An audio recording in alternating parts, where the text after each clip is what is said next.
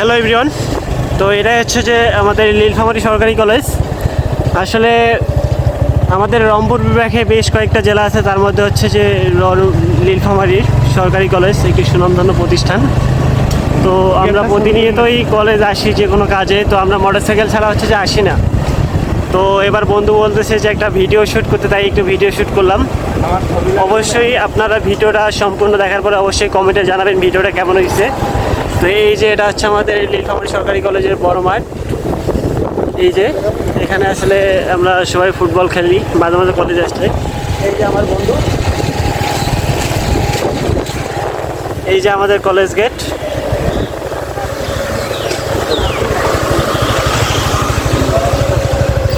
সাধারণ